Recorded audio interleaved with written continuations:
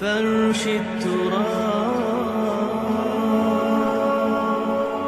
يضمني وهو غطاء. وہ صبر ہے اللہ کی راہ میں صبر، اللہ کی راہ کی جد و جہد کرتے ہوئے اگر فقر و فاقہ کی کیفیت ہو جائے، جیسے پورا بنی ہاشم کا قبیلہ جو ہے وہ 3 سال تک نظر بند رہا ہے شعب بنی ہاشم کے اندر، اور گھاٹی کے دونوں طرف پہرا تھا کہ کوئی خوراک اندر نہ جانے پا. ایسا وقت بھی آیا ہے کہ بنو ہاشم کے چھوٹے چھوٹے پھول ایسے بچے بلک رہے ہیں بھوک سے، اور اس کے سوا کچھ نہیں کہ سوکھے چمڑے ابال کر اس کا پانی ان کے حلق میں ٹپکا دیا جائے. یہ اللہ کی راہ میں صبر ہے. غزوہ احزاب میں جو ہوا ہے، پیٹوں پر پتھر باندھے گئے اور حضور نے اپنے شکم مبارک پر 2 پتھر باندھے ہوئے. غزوہ تبوک میں جو ہوا ہے کہ 3 مجاہدوں کا ایک دن کا راشن 1 کھجور، پہلے ایک نے اپنے منہ میں رکھ کر کچھ دیر چوسی، پھر دوسرے کو دے دی، اس نے چوسی، پھر تیسرے کو دی. تو اس لیے والصابرین، اور یہ میں عرض کر چکا ہوں، یہ مفعول کی حیثیت کیوں آیا؟ خاص طور پر ایمفیسائز کرنے کے لیے. صابرون نہیں آیا، والصابرین اخص بذکر الصابرین. اور اصل میں نیکی جو ہے اس کا معیار تو وہ ہے حق کے لیے بھوک سہو، تکلیفیں سہو، اور حق کے لیے میدان جنگ میں آ کر صابر رہو، ثابت قدم رہو. اس کا کیا مطلب ہے؟ یہاں بیسیکلی ڈیفرنشیٹ ہو گیا ہے ایک خانقاہی تصور نیکی کا، ذکروں کے ذریعے، مراقبوں کے ذریعے اپنے آپ کو مانجے جاؤ، مانجے جاؤ، مانجے جاؤ. پھر وہ جو جن کو مانجھ دیا گیا ہے وہ دوسروں کو مانجھیں مانجھیں مانجھیں. مانجنا ہی چلا ہے، آگے نہیں.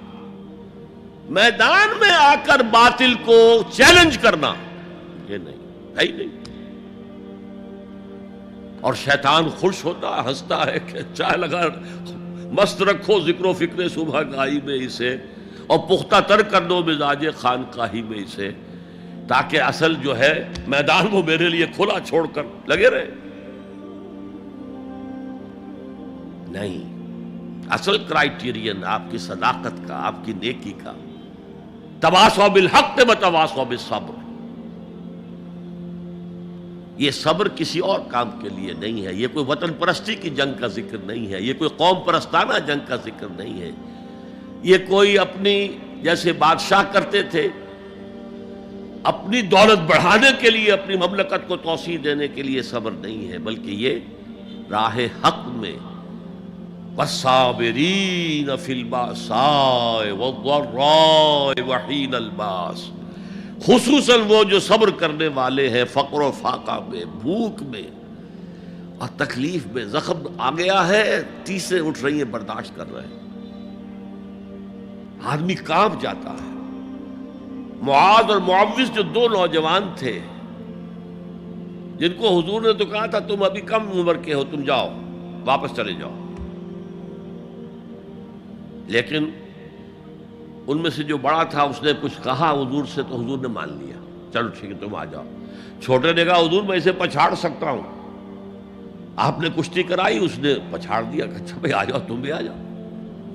انہی میں سے ایک کا ہے، میں بھول رہا ہوں ان کا نام، ان کے ایک شانے کے اوپر تلوار کا وار پڑا، پورا شانہ کٹ گیا، کوئی ایک تسمہ، کوئی ایک ٹینڈن لگا رہ گیا کسی.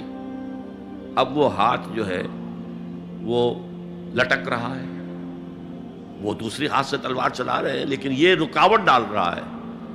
انہوں نے اپنے ہاتھ کو اپنے پاؤں کے نیچے رکھا، زور سے جھٹکا دیا اور اس بازو کا علیحدہ کر کے پھینک دیا. اور میں سچ کہتا ہوں انہیں کوئی درد محسوس نہیں ہوا ہوگا. وہ جذبہ جو ہوتا ہے وہ انسان سے سب کچھ کرا دیتا ہے. ایک بات آپ سے کہوں، آپ کچھ چونک جائیں گے. حضور نے کبھی زکوٰۃ دی؟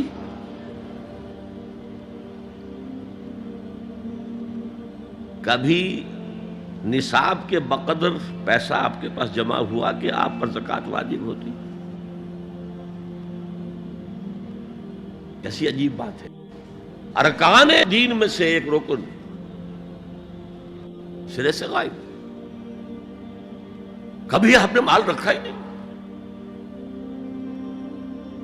حضور کا اسوہ ہم جانتے ہیں، مسواک کر لی ہے، پائچے جو ہیں ٹخنے سے اوپر کر لیے ہیں، یہ اسوہ ہے. ہاں ہے، یہ بھی ہے، ٹھیک ہے، سنت ہے. اسوہ تو یہ ہے. اور صرف آپ کا نہیں، جنہیں ہم کہتے ہیں فقراء صحابہ، ابو ہریرہ، ابو ذر، سلمان فارسی، علی رضی اللہ تعالی عنہ اجمعین، یہ فقراء صحابہ میں سے تھے. کبھی کچھ نہیں رکھا اپنے پاس. میں نے بتایا تھا آپ کو شاید کہ حضرت علی کی جب شادی ہو رہی تھی حضرت فاطمہ سے کوئی مکان تھا ہی نہیں، کہاں لے کے جائیں. ایک انصاری نے ایک حجرہ دیا ہے اپنے مکان کا، اس میں حضرت فاطمہ ودا ہو کر گئی. He didn't have any home. ابو ذر وہ تو دوسری انتہا کو چلے گئے تھے. قانون یہی ہے، حلال سے کماؤ، اگر ایک حد سے آگے بڑھ جائے تو زکوٰۃ دے دو، باقی تمہارے اختیار میں ہے. دینا چاہو دو، نہ دینا چاہو رکھو اپنے پاس. قانون اس سے زیادہ آپ کو پابند نہیں کرے گا. کبھی بھی آپ نے جبر نہیں کیا، ایمرجنسی میں بھی جبر نہیں کیا. ایک واقعہ آتا ہے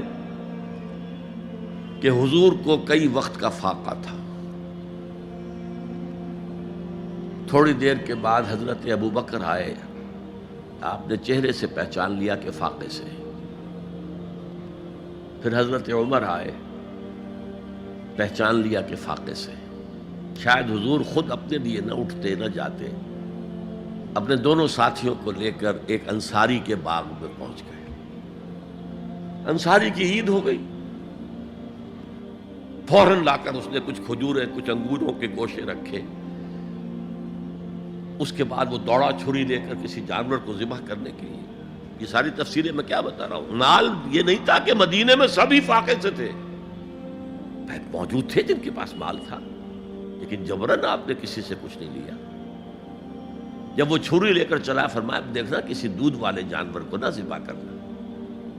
بہرحال کچھ دیر کے بعد وہ گوشت پکا کر لایا، روٹیاں رکھیں.